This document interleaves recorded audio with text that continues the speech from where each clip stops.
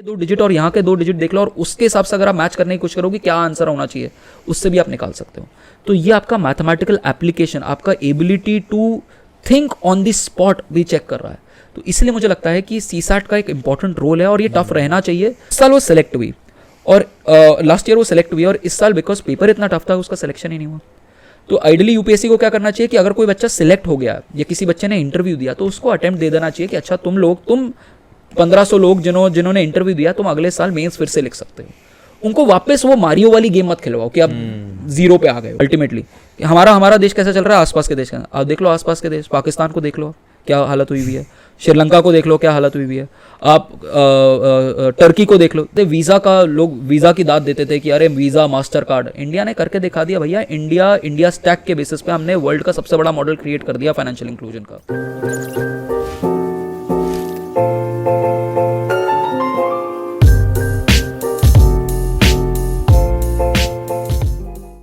First of all, thank you so much, Siddharth sir, for being with us. On behalf of the whole Team AP podcast, I really would like to put forward our gratitude. Well, obviously, our whole team couldn't be here, but on behalf of all of them, I am really very grateful that you provided us the opportunity to interact with you. Thank you for having me. I really wish this conversation should go in very diverse ways, like education, UPSC, CSE, even the mental health situation, even the condition that the students are facing, the education system, everything. I really wish this conversation should open the minds of students and to actually teach them what are the deep down student and teacher values they should feel connected with. I hope I'll be able to contribute, especially इसको मैं almost every day I am facing this in the university, so things like these specially with respect to mental health after especially with respect to mental health after COVID. And I see a lot of aspirants preparing for these competitive exams, and this is a major challenge, and everyone talks about, हर कोई बोलता है mental health important है, but people don't give you solutions. So maybe in our conversation we'll be talking about how I have been able to take care of my mental health, and how I'm probably making my part on helping students to improve on their mental health. And not just mental health, I mean mental health मुझे लगता है कि एक aspect है, physical health भी उतना ही important है. In fact I would say I think physical health first, mental health, and then academic health आता है, and in that order is how I put it. So yes, I think इसके ऊपर बढ़िया conversation कर लेंगे. I really feel this conversation should be really heart to heart. I do have a gut feeling that it will went that way. However, let's begin with UPSC, I believe. UPSC, well, not UPSC, this is like that mentality UPSC, it's Civil Services Examination. So let's break, I would really like you to break this exam down for every individual. As in, this exam is always said to be the world's toughest or the second toughest or something like that. Terms like that has been very viral on social media. But I really would like to know, what is the USP of this particular exam? Why is this exam so different? What does this exam does to you? You being in like this journey and giving 5 attempts yourself, there could be no better person than you to actually tell the folks like what this exam actually is.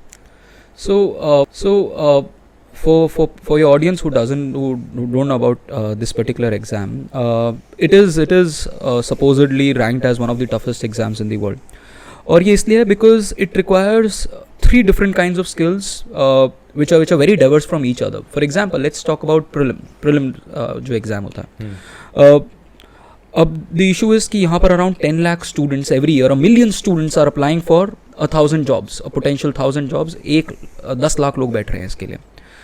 और इस particular जो first phase है, this is an elimination round, where out of these 10 lakh students, only around 5 lakh students or 4 lakh students give this exam, and उसमें से 12-14 हज़ार, जैसे अभी 2-4 दिन पहले एग्ज़ाम का रिजल्ट आया, 14,000 students were selected. The skill set that you require at the time of prelims is that of I would say a bit of rote learning. आपको रट्टा आपको अच्छे से आना चाहिए, समझना भी important है. Smart skills are also required, but paper 1 जो GS का है उसके अंदर आपको बहुत सारा information, almost everything around under the sun is under in your course. So you could have question on any particular topic. You have some kinds of weightage कि अच्छा इतना इकोनॉमिक्स का आएगा, इतना पॉलिटी का आएगा, but the questions can be very Divers. और इसके अंदर इस पर्टिकुलर एग्ज़ाम के अंदर ये जो फर्स्ट पेपर है इसके अंदर आपको बहुत सब कुछ पढ़ना पड़ता है एंड मल्टीपल टाइम्स रिवीजन करना पड़ता है. So until unless you have 6-7 times अगर आपने रिवीजन नहीं करा तो आपको बहुत डिफिकल्ट होगा इस पर्टिकुलर एग्जाम में सक्सीड करना. एंड जो उसका दूसरा पेपर है प्रीलिम्स का which is CSAT, and from last 2 years it has become very very very tough. In fact, this year there were questions which were asked from which are almost questions from CAT exam or a IIT JEE type exam. So it is a question. It's basically 80 questions जिसके अंदर एक minefield set कर दी है कि these are the questions that you should not touch, and but the rest of the questions you should be able to solve. So it tests your ability to learn a lot of material. B, it also tests your aptitude and the skill set that you have to avoid these traps and then be able to solve the solvable questions. Now a lot of people have asked me ki why this exam, your question is ki itna tough kyun hai. See the kind this is academically अगर मैं बात करूँ तो ये exam IIT जैसा नहीं है, ये JEE जैसा पेपर नहीं है, ना ये NEET जैसा पेपर है जहाँ आपको सुपर इंटेलिजेंस चाहिए. I've seen IITians fail in this exam. People like me have failed, and people who have a normal graduation degree have cleared this exam. People who have a master's or a bachelor's from IGNOU, वो लोग clear कर लेते हैं, but IITians नहीं clear कर पाते. Which shows that this exam needs something else. You need a lot of mental stability as well. तो वो उस situation के अंदर आप mentally calm रह के आप prepare कर सकते हो नहीं कर सकते हो. So this is the first step of prelims, जहाँ पर एलिमिनेशन हो जाएगा. एंड फिर जो दूसरा स्टेप आता है जिसमें ये 14,000 स्टूडेंट्स एग्जाम लिखते हैं, इसके अंदर आपका एक सब्जेक्ट होता है optional which is what you take, this is your choice, but उसके अलावा the other subjects your presentation skills, and these presentation skills you have to write answers, theoretical answers, and आपको 8 मिनट में 10 minute में answer लिखना है और अच्छा answer लिखना है. so that is where this 250 words में अब आपको अगर ये कोई क्वेश्चन मैं किसी को दूं तो वो आराम से 10-15 मिनट लगा के आराम से लिख लोगे. बट पॉइंट इज क्या आप उसको प्रेजेंट कर सकते हो 15 मिनट 10 मिनट के अंदर या 8 मिनट के अंदर, क्या आपको प्रेजेंटेबल आंसर बना सकते हो. So it's a speed against time on how to present, and that's why you see that so many students who have a flair of writing clear this exam. और ये दो अलग अलग स्किल सेट हैं. आपका मैथ्स में अच्छा होना और आपका रोट लर्निंग एक अलग स्किल सेट है. Your ability to write beautiful answers well conceptualize answers ये अलग है. और this is where I was also lacking because I did not practice this aspect of mains. And then interviews about your personality, how well read you are, and कहीं आप सिर्फ किताबी कीड़ा तो नहीं हो जिसने शुरू से लेके आज तक सिर्फ लक्ष्मीकांत और हिस्ट्री और स्पेक्ट्रम ही पढ़ा है. तो they can check you on that particular aspect. So this is how this exam requires 3 different set of people, which are ideally 3 different sets of people combined into one. And ये इस exam को बहुत difficult बना देता है. और जो दूसरा है कि जैसे आई वुड से जैसे पाकिस्तान के अंदर आर्मी का क्रेज है, इंडिया के अंदर this is the coveted job, and everyone, and it's because of the diversity that IAS brings to the table. And IAS can be posted in any particular district. He can be posted in any particular department. तो pure generalist है. So the opportunities that are available in job and even after job वो बहुत ज़्यादा enormous है. तो I think that's why the craze. और finally ये जो जॉब का क्रेज है ना, ये एक्चुअली अपर क्लास का नहीं है. एक मिडिल क्लास, एक लोअर मिडिल क्लास का जो बच्चा है जिसको पता है कि मैं एक एग्जाम दे के अपनी लाइफ ट्रांसफॉर्म कर लूँगा, नॉट जस्ट माई लाइफ, मैं आगे अपनी नेक्स्ट 2 जनरेशन 3 जनरेशंस ट्रांसफॉर्म कर लूँगा. So it's basically selling dreams, and ये ड्रीम्स का एग्जाम है और लोग इसीलिए इसके लिए. Do you think that is bad, selling dreams? No, but the point is you should know yourself before achieving. So exam बैठना आसान है, जेई का एग्जाम बैठना आसान नहीं है, बिकॉज यू नो कि उसके लिए आपको फिजिक्स आनी चाहिए, उसके लिए आपको केमिस्ट्री आनी चाहिए. इस एग्जाम में क्या है कि कोई भी बैठ सकता है, एंड बिकॉज कोई भी बैठ सकता है इसलिए बहुत सारे लोग बैठ जाते हैं. And then the problem is that हमारा यूथ जो है इस अपना पूरा 20s इस एग्जाम में बिता देता है. लाइक इन माई केस मैंने 8 साल इस एग्जाम में बताया. दैट्स अ डिफरेंट थिंग कि मेरे पास साथ में हमेशा जॉब थी, but people are just sitting in these ghettos. I would say Rajendra नगर एक अपने तरीका एक गेटो है. Your Ber Sarai is a ghetto, Mukherjee Nagar is a ghetto. उस गेटो में छोटे छोटे कमरों में बंद होकर लोग पढ़ रहे हैं और उनका जो पर्पस है, जो most productive years of life है, वो वेस्ट हो गए हैं. So you should know where to stop, and this is an addiction. This particular exam is like a gambler's paradise. एक अटेम्प्ट नहीं, दूसरे अटेम्प्ट में हो जाएगा, तीसरे अटेम्प्ट में, and people don't build up backup options. In my case, I had built up a backup option and then went for the exam. तो ये लोग नहीं समझते कि backup option बहुत important है, and then they face that dejection at the age of 30 कि अब हमने 10 साल waste कर लिए, अब हम क्या करें. So they are not fit either for the regular job market और फिर और कोई opportunity नहीं बनती except for working in the industry itself. So इसलिए I think और इसको और ज़्यादा वर्सन किया है यूपीए गवर्नमेंट ने. आई वुड से I'll go in a little bit of politics for this. पहले 4 अटेम्प्ट होते थे जनरल कैटेगरी के लिए, अब ये 6 अटेम्प्ट हो गए कि वेस्ट करो पूरी की पूरी आपकी यूथ को, उसको अनएम्प्लॉयड रखो. अनएम्प्लॉयड जो इंसान अनएम्प्लॉयड है उसको कहो कि भाई कैटेगरी स्टूडेंट्स के लिए तो अनलिमिटेड भी है. कैटेगरी स्टूडेंट्स के लिए अनलिमिटेड है, बट आपने इसको आप शो कैसे कर रहे हो जब आप 4 अटेम्प्ट्स दे रहे हो, उसके बाद आप 6 अटेम्प्ट्स कर रहे हो. Why are you increasing? जबकि जितनी भी यूपीएससी की कमिटीज बैठी हैं वो सारे कह रहे हैं कि आपको 3 अटेम्प्ट्स मिलने चाहिए. You take the example of Japan में सिर्फ 1 अटेम्प्ट मिलता है सिविल सर्विसेज के लिए. आप क्यों दे रहे हो इतने 6 अटेम्प्ट? क्यों वेस्ट कर रहे हो आप रिसोर्सेज नेशन के, वो भी सबसे प्रोडक्टिव रिसोर्सेज? यही तो हमारा डेमोग्राफिक डिविडेंड है. और इस डेमोग्राफिक डिविडेंड को हमने एग्जाम प्रेप के अंदर पूरा डाल दिया है. जिनको जो बाहर निकलते हैं 10 साल बाद तो उनका मेंटल हेल्थ कुछ होता ही नहीं है और वो अनट्रेनेबल हो जाते हैं किसी भी इंडस्ट्री के लिए. So that is where I think this exam is also disappointing for a lot of folks. And it's about dreams, but dreams कितने लोगों की पूरी हो रही है?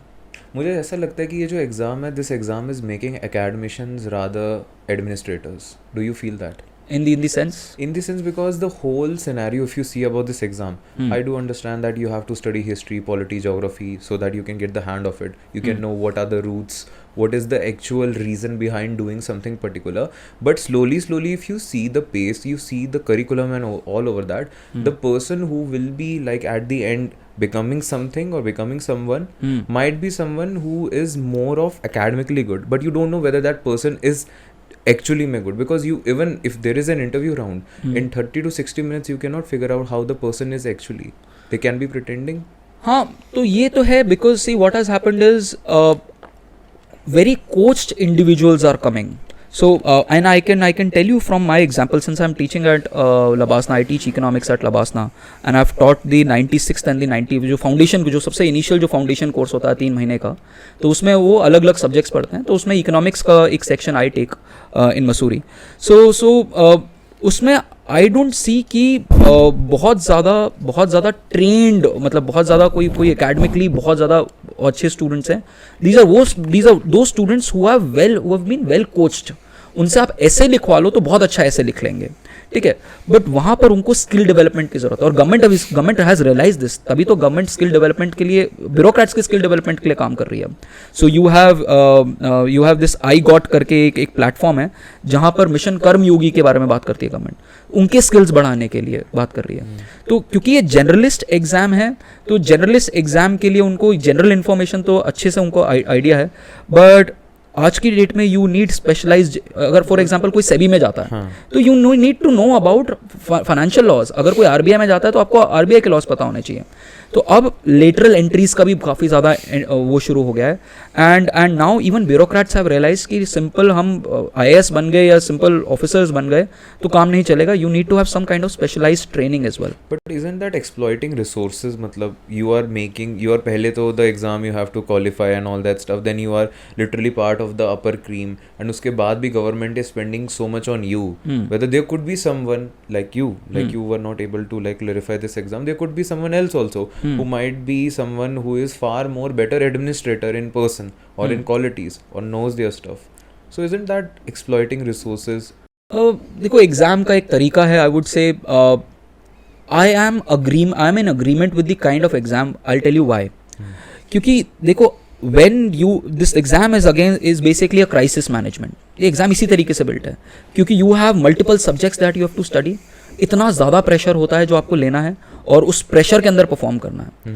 And I would say I did not perform well under pressure. मैं prelims के लिए ठीक है, एमसीक्यूज में I can easily do it, but मैं वो प्रेशर को अल्टीमेटली विथस्टैंड नहीं कर पाया because of my own mistakes. But why you need such a pressure situation is that because these jobs are very pressure oriented. ये job, अगर आप district administrator हो, अगर आप डीएम हो, अगर आप एसपी हो किसी भी डिस्ट्रिक्ट के, आपके पास मल्टीपल प्रेशर्स होंगे. तो आपने कुछ एस्पेक्ट ऑफ प्रेशर ट्रेनिंग यहाँ पर ले लिया है, बाकी सब कुछ तो गवर्नमेंट स्किल कर देती है वहाँ पर। तो लबासना में क्या होता है, लबासना में जो 2 साल की स्किलिंग हो रही है वो इस चीज़ की हो रही है। व्हेन यू गो टू, अगर if you are become an IPS officer, तो आप सरदार वल्लभ भाई पटेल इंस्टीट्यूट में जा रहे हो हैदराबाद में, तो वहाँ पर उन चीज़ की ट्रेनिंग हो रही है।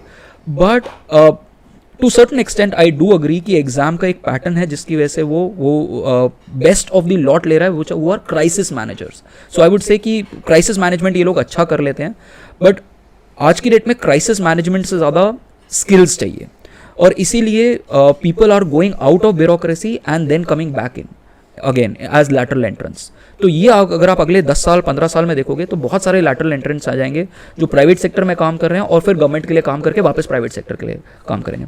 This is in US it's very commonly known as revolving door policy. तो ये रिवॉल्विंग डोर का जो पॉलिसी है ये होगा। But elaborate this revolving door policy. Revolving door policy में क्या होता है, बट यहाँ पर एक क्राइसिस का सिचुएशन, पॉसिबल क्राइसिस का सिचुएशन भी बताता हूँ। US में क्या होता है कि सपोज गोल्डमैन सैक्स का जो चेयरपर्सन है वो जाके फेडरल रिजर्व का जो उनका जो सेंट्रल बैंक है उसका भी चेयरपर्सन बन सकता है, या फिर ट्रेजरी जो है जो बेसिकली आप मान लो फाइनेंस सेक्रेटरी जो है उस पोजीशन पे भी आ सकता है। So basically person who was with Goldman सैक्स a bank is now becoming the head of the government in terms of monetary और फिस्कल पॉलिसी। ठीक है, तो वो बेसिकली फाइनेंसेस के बारे में कर सकता है कोई भी डिसीजन, और फिर कुछ टाइम के बाद वहां से उठ के वापस बैंक के पास जा सकता है। बट वहाँ पर कई बार परवर्स इंसेंटिव हो जाता है। आप हो तो बैंक के एम्प्लॉय अल्टीमेटली, और आप वो डिसीजंस लोगे जो बैंक को ज़्यादा फायदा देगा। तो यहाँ पर कई बार लेटरल एंट्री में प्रॉब्लम आ सकती है, इसलिए हम कूलिंग ऑफ पीरियड भी देते हैं इसमें कि अच्छा कुछ साल आपको कुछ काम नहीं करना, उसके बाद आप ये सारी चीज़ें, आप ये सारे काम ले सकते हो। तो but ultimately lateral entrance they bring a lot of private sector knowledge, they bring a lot of professionalism to service. तो आप इसका नीति आयोग का CEO देख लो, तो he is someone who was from IAS, then went outside and then came back as the CEO। तो private sector के भी आपको पास अच्छे जो बेनिफिट्स हैं, जो specially with respect to time को मैनेजमेंट करना, टाइम पे प्रोजेक्ट्स खत्म करना, जो प्रोफेशनल स्किल सेट्स लेके आना, टेक्नोलॉजी का इंप्रूवमेंट करना और टेक्नोलॉजी को इनकॉर्पोरेट करना, ये सारी चीज़ें जो है लेटरल एंट्रेंस अच्छा कर पाते हैं। और इसका एग्जाम्पल बहुत अच्छा है कि हमारा जो UPI का रेवोल्यूशन है, जो इंडिया स्टैक का रेवोल्यूशन है, जो कोविन का रेवोल्यूशन है, ये सारा कहाँ से आया है? हमारा वर्ल्ड में आधार इज़ वेरी वेल नोन, हमारा CoWIN app is one of the best in the world, हम ONDC एक लॉन्च कर रहे हैं, जैसे हमारा अमेजॉन है, फ्लिपकार्ट है, वैसे गवर्नमेंट अपना ONDC लेके आ रहा है। तो ये जो सारी की सारी ऐप्स हैं, ये सारे का सारा कहाँ से आया? ये हम प्राइवेट सेक्टर से जो हेल्प ले रहे हैं उसके थ्रू गवर्नमेंट ने अपना इंडिया स्टैक बनाया। तो लेटरल एंट्रेंस का बहुत ही बड़ा यूज़ है इन कमिंग फ्यूचर, और अल्टीमेटली ये कुछ टाइम में जाके ये नॉर्मल सिविल सर्वेंट्स जो ब्यूरोक्रेसी धीरे धीरे बढ़ती है उनको जाके कंपटीशन देंगे आगे जाके। डू यू थिंक ऐसे सिविल सर्विसेज में ऐसा हो सकता है, this civil servants that the civil service exam overall that we have, it can be privatized just to remove that crowd that we have? They are just giving attempts for the sake of giving, क्योंकि peer pressure है, क्योंकि IAS की videos देख ली है। So I really have this gut feeling that in some time in the future this exam is going to be privatized.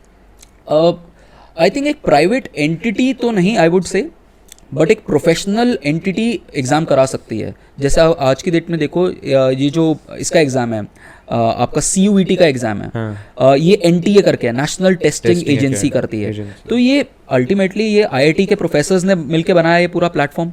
So what we have is we can have a separate institution। काम UPSC का सिर्फ recruitment है, but ये जो testing का जो part है ये NTA को दे दो, क्योंकि NTA इसको ज़्यादा प्रोफिशिएंटली कर सकता है। द अदर एस्पेक्ट इज़ कि राइट नाउ जो पैटर्न है UPSC का, ये कोचिंग्स को बहुत ज़्यादा प्रमोट करता है। और क्या होता है कि आज की डेट में सोशल मीडिया इतना ज़्यादा प्रेवलेंट हो गया है कि the officers overnight become basically social media champions. अब आप किसी भी ऑफिसर का वो देखो, सोशल मीडिया हैंडल देखो, तो they will have lakhs and lakhs, millions of followers now. तो ये सेलिब्रिटीज बन जाते हैं। But if you see, one of the tenets of a civil servant is anonymity. Anonymity बोला जाता है कि a civil servant should be anonymous. तो ये एनोनिमस तो नहीं रह गए, they have become basically superstars। तो यहाँ पर you should be appreciated for your work, for your professional work, but you should not be appreciated वो कई बार मुझे लगता है कन्फ्लिक्ट है। और उसकी वजह से before joining the service, because इनको ये भगवान का दर्जा दे दिया जाता है और इनकी वायरल हो जाती है, इसकी वजह से और ज़्यादा लोग इस सर्विस की तरफ खिंचे हुए आते हैं कि अच्छा ये वीडियोस देखो, IPS की वीडियोस देखो, IS के। Is it possible, like you must be knowing many bureaucrats, is it possible like ये लोग अपनी सर्विस अपनी लाइफ से इतना तंग पड़ गए हुए हैं कि just to vent out that frustration that they have, they are creating these social media देखो accounts? हर तरीके के लोग हैं, हर तरीके के लोग हैं इंडिया में। There are, I would not name officers, you can find them on Instagram, you can find them on LinkedIn as well, जो डेली पोस्ट करते हैं, काम की पोस्ट नहीं कर रहे, सिर्फ फोटो पोस्ट कर रहे हैं, ठीक है।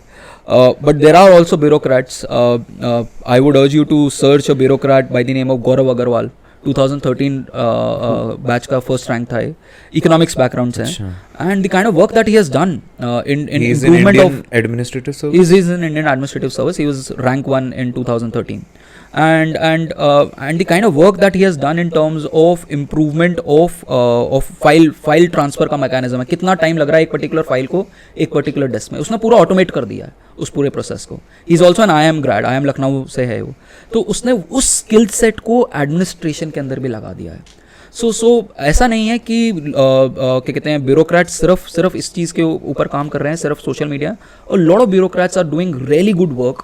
एंड एक बहुत अच्छे ब्यूरोक्रेट हैं, रिटायर्ड अनिल स्वरूप, तो कोल सेक्रेटरी, हाँ, फॉर्मर कोल सेक्रेटरी, वो वेरी गुड ब्यूरोक्रेट है। उनका एक नेक्सस ऑफ गुड करके है उनका एक वेबसाइट, उस पर ही puts up very good work done by bureaucrats. तो and we need that appreciation. Ultimately हम लोग किस लिए काम करते हैं? मैं अगर अच्छा पढ़ाता हूँ तो आई नीड दैट अप्रिसिएशन, मुझे अच्छा लगता है कि अगर कोई बोले कि अच्छा काम कर रहे हो, तो ब्यूरोक्रेट्स को भी वो चीज़ चाहिए। लेकिन कुछ IAS तो एक्टर्स बन रहे हैं। हाँ, कुछ IAS अब एक्टर्स बन रहे हैं, तो अब गवर्नमेंट को क्लैम्प डाउन इस पर करना चाहिए। अब जैसे आप वो देखो, एक IPS ऑफिसर है अमित लोधा, उनके पीछे पूरी की पूरी वो नेटफ्लिक्स पे वो बनी है, वेब सीरीज बनी है। तो मतलब कहीं ना कहीं मुझे लगता है कि after service it should have been approved, during service मतलब वो फिर कहीं ना कहीं मुझे लगता है पार्शियलिटी कहीं हो सकती है। तो और इसके अगेंस्ट शायद से कुछ गवर्नमेंट ने भी शायद से कुछ ऑब्जेक्शन उठाया था इसके लिए। तो social media for at least for bureaucrats should be somehow curtailed, कि आप अपने पर्सनल डाल दो, बट उसको आप उसको प्रमोट कर रहे हो किसी और तरीके से। जैसे आजकल कई बार नीट के एग्जाम के लिए, IIT एग्जाम, इन सब के एग्जाम के लिए देखो तो आपको दिखाई देगा रैंक 1 जो है वो हर इंस्टीट्यूट से पढ़ा हुआ है, ठीक है। आप यहाँ पर भी देखो सिविल सर्विसेज के अंदर आपको दिखाई देगा पहले 10 रैंक हर इंस्टीट्यूट से पढ़े हैं। ऐसा कैसे हो रहा है?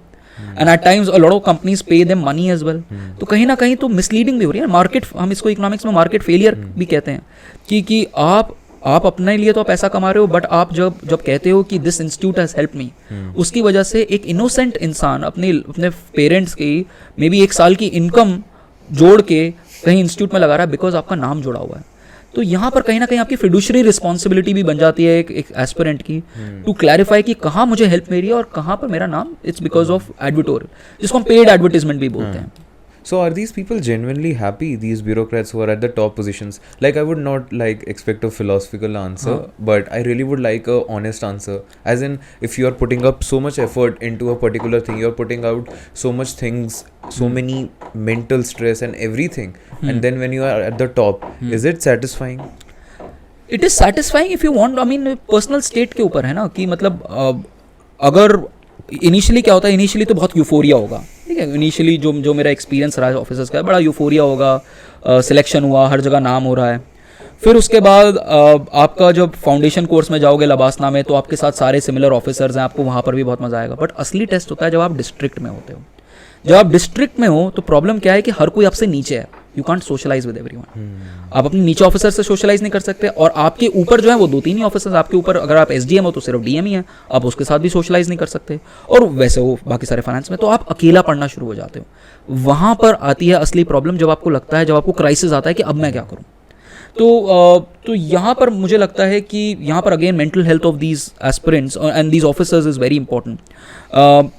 एंड जो the question that you asked कि वेदर यू आर सेटिस्फाइड और नॉट, ये इंसान को अपनी नौकरी में ढूंढना पड़ता है कि satisfaction.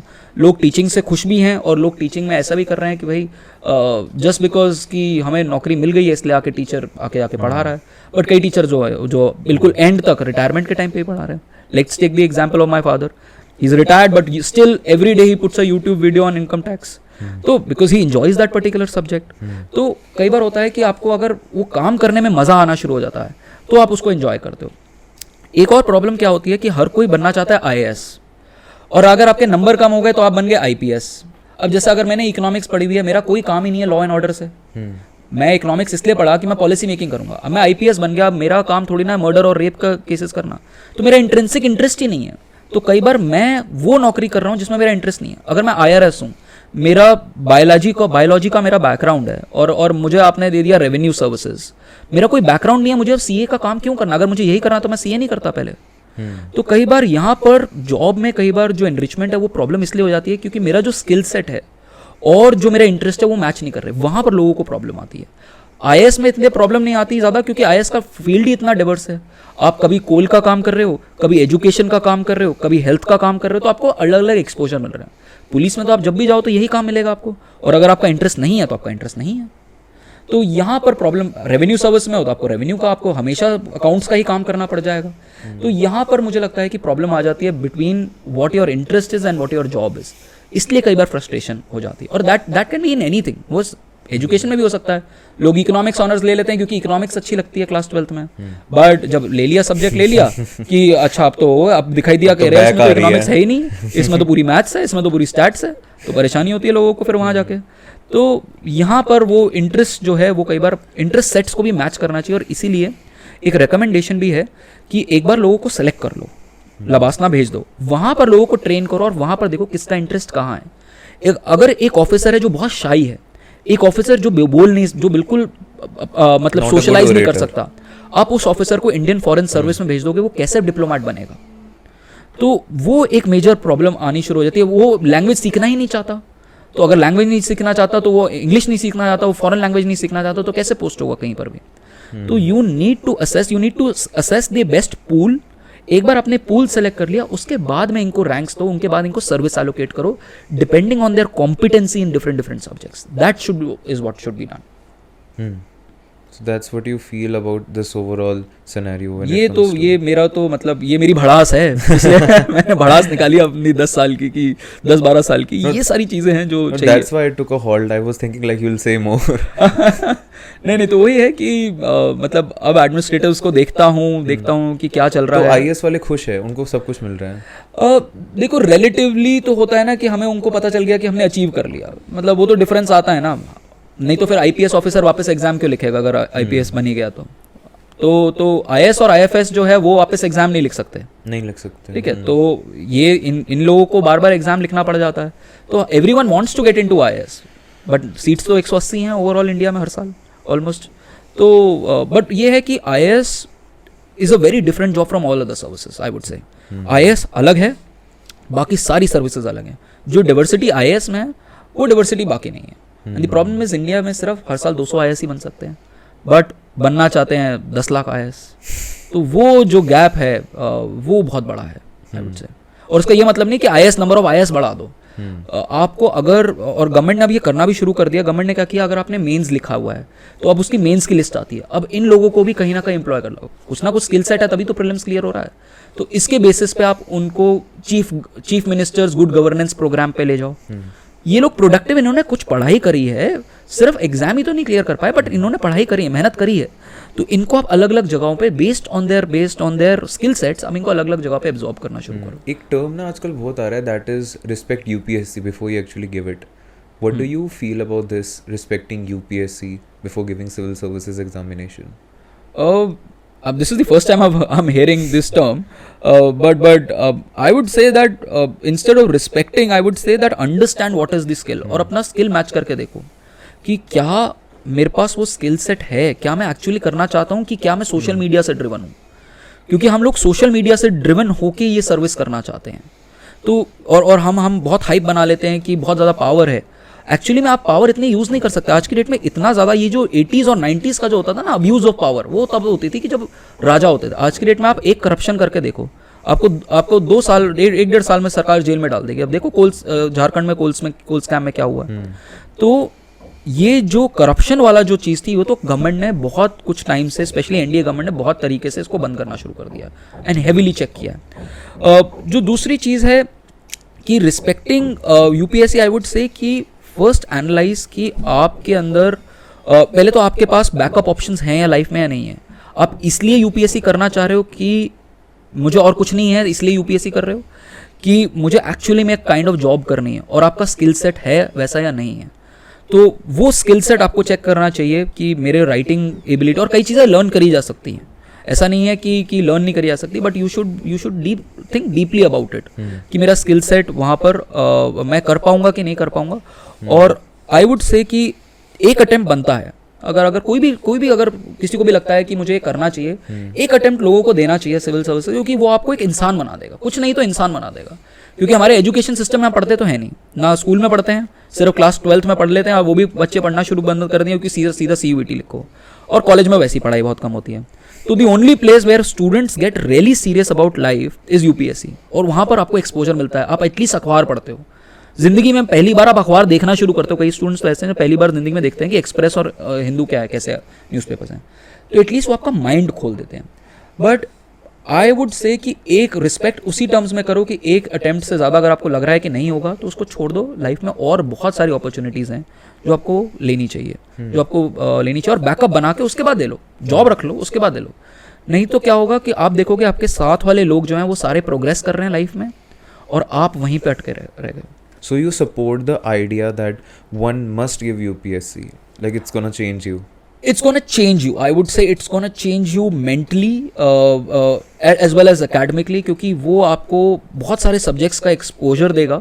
It will make you very interdisciplinary, जो हम कहते हैं ना NEP के अंदर, हम न्यू एजुकेशन पॉलिसी के अंदर सरकार बोल रही है इंटरडिसिप्लिनरी, एक्चुअली में UPSC इंटरडिसिप्लिनरी। आप हिस्ट्री भी पढ़ रहे हो, आप देश का आप जिस देश की जोग्राफी भी पढ़ रहे हो, इंटरनेशनल रिलेशन में भी क्या हो रहा है, पॉलिटिक्स में क्या हो रहा है, लॉ एंड ऑर्डर में क्या हो रहा है, तो ये आपको एक्सपोजर देता है। It makes you a good citizen, I would say an aware citizen, अगर आप सीरियस स्टूडेंट हो। और अगर राजेंद्र नगर में बैठे हुए बस माँ बाप के पैसे खर्च कर रहे हो तो फिर तो आप कहीं पर भी बैठ के खर्च कर सकते हो। बट अगर आप सीरियस स्टूडेंट हो तो आपको एक अटेम्प्ट में काफ़ी कुछ आइडिया लग जाएगा कि देश में क्या चल रहा है, एंड देन उसके बाद आप जो भी काम करोगे वहाँ पर आपको बेनिफिट मिलेगा। यू वुड नॉट बिलीव, बहुत सारे लॉयर्स जो हैं, बहुत अच्छे लॉयर्स ने UPSC अटेम्प्ट दिया हुआ है, एंड बिकॉज उनका इतना अच्छा बैकग्राउंड रहा है, इतना सारे सब्जेक्ट्स पढ़े, that is seen in their background. और जैसे मैंने लॉ क्यों करी, मैंने अभी रिसेंटली लॉ खत्म करी, बिकॉज मैंने जब UPSC पढ़ा तो मुझे लॉ में बड़ा इंटरेस्ट आना शुरू हुआ। यार कॉन्स्टिट्यूशन पढ़ना है, लीगल अफेयर्स पढ़ना है, और बड़ा लॉजिकल लगा मुझे, और एक करियर में बैकअप ऑप्शन भी बन गया कि अच्छा कुछ नहीं तो एक law as an option career में अच्छा है, और बहुत अच्छे लॉयर्स निकलते हैं UPSC बैकग्राउंड से। तो आई वुड से कि एक अटेम्प्ट, अगर आपका हल्का सा भी अगर आपका इंटरेस्ट है इस फील्ड में, पब्लिक सर्विस में, एक अटेम्प्ट तो बनता है। बट एक अटेम्प्ट, उसके अलावा फिर उसके बाद आपको बैकअप सोच लेनी चाहिए। And do you feel that अभी जैसे प्रीवियस ईयर में भी, और अभी जैसे कट ऑफ आया था उसका प्रीलिम्स का, the UPSC is genuinely making the exam bit on the tougher side so that they can remove this crowd that you were addressing, Rajendra Nagar वाला, करोल बाग वाला? हाँ, तो बेसिकली क्या होता था कि लोग कुछ मैगजीन्स पढ़ के, करंट अफेयर्स के लिए कुछ मैगजीन्स पढ़ के चले जाते थे, और क्योंकि हर एक मैगजीन जो है, जितने भी कोचिंग इंस्टीट्यूट्स हैं, वो अपनी मैगजीन बनाने के लिए 50-50 लोगों की टीम लगा रहे हैं। एक कोई न्यूज़ आई उसके ऊपर पूरा रिसर्च करके डाल देंगे।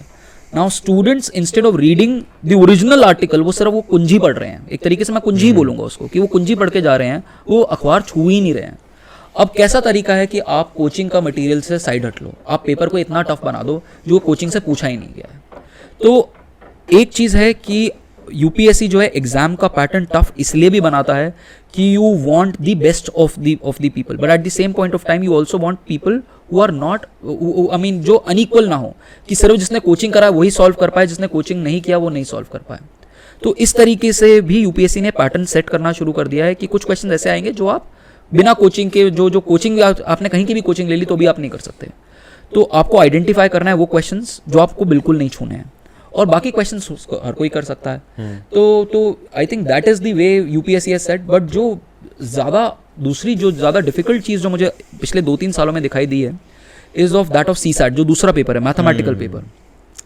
उसमें मुझे लगता है कि कहीं ना कहीं थोड़ा डिसएडवांटेज रूरल सेक्टर को मिलना शुरू हुआ है, क्योंकि मैथ्स का जो लेवल है वो UPSC बोलता है कि 10th का मैथ्स का लेवल, वो कैट के लेवल तक, बट वो कैट का लेवल से भी ज़्यादा, कैट में भी वो क्वेश्चन अटेम्प्ट नहीं कर सकते, कई क्वेश्चन ऐसे हैं।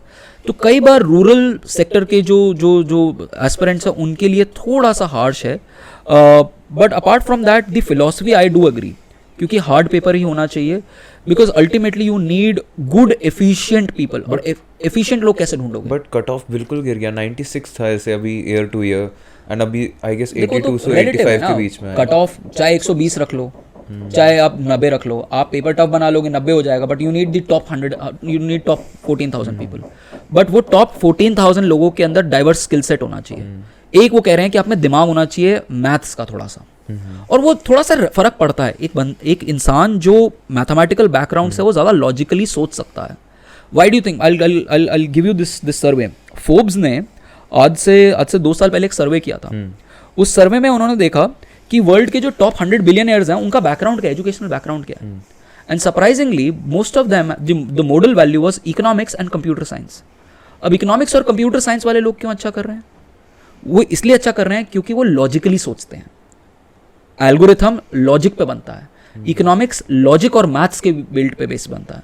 तो जो, और तभी तो IITians किसी भी फील्ड में सक्सेसफुल है. आपने एक बार एक टफ चीज कर ली, मैथ्स पढ़ लिया, फिजिक्स पढ़ लिया, आपका एक स्किल सेट आ गया which is one of the 0.1 percentile पे हो आप, ठीक है, बेस्ट परसेंटाइल पे हो.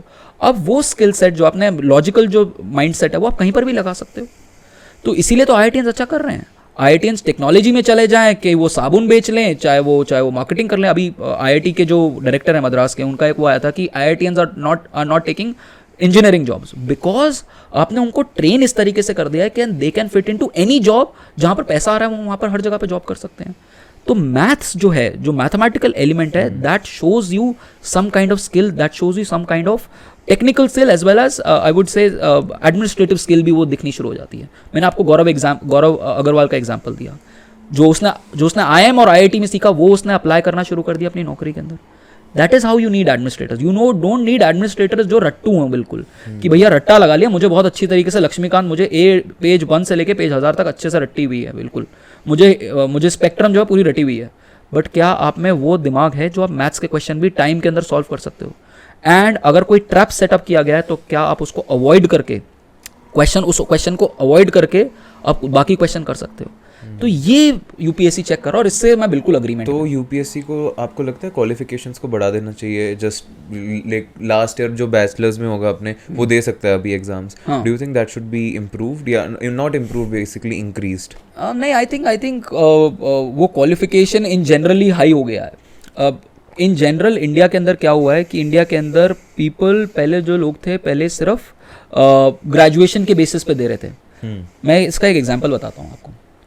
2019 में 327 पोजीशन निकली थी यूपी गवर्नमेंट में. अभी 327 पोजीशन कौन सी थी? ग्रुप सी और ग्रुप डी. ग्रुप सी क्या होता है? सेक्शन ऑफिसर से नीचे. ग्रुप डी होता है ड्राइवर, माली, ये ऑफिसर्स की निकली थी. 327 पोजीशन. इसमें 40,000 लोगों ने अप्लाई किया था, जिनमें से 4,000 PhD थे. ग्रुप सी और ग्रुप डी में 4,000 PhD लोगों ने अप्लाई किया है, जिसमें रिक्वायरमेंट इज 5th क्लास या 8th क्लास. क्यों? क्योंकि इंडिया में लोग ही इतने सारे हैं कि आपने पढ़ते हुए जा रहे हैं. तो ये जो हम कह रहे हैं कि ग्रेजुएशन से ऊपर कर देना चाहिए, वो इनफैक्ट हो ही रहा है. लोग ग्रेजुएशन के बाद पोस्ट ग्रेजुएशन करके PhD करके लोग आ रहे हैं UPSC करने के लिए. तो वो तो डी फैक्टो हर जॉब के साथ हो रहा है कि जो मिनिमम रिक्वायरमेंट जो है उससे बहुत ज़्यादा ऊपर लोग आ रहे हैं. और UPSC वाले लोग क्या होते हैं, एक बार आपने UPSC दे दिया, आपने टफेस्ट एग्जाम दे दिया, उसके बाद फिर अगर UPSC निकलता तो आप RBI का एग्जाम देते हो, RBI नहीं निकलता तो आप IBPS देते हो, IBPS नहीं निकलता तो आप SSC देते हो. तो अल्टीमेटली वो इंसान जिसने अपना MA वगैरह कर लिया है वो फिर नीचे फिल्टर होते होते किसी ना किसी जॉब में अपने आप को फिट करने की कोशिश करता है.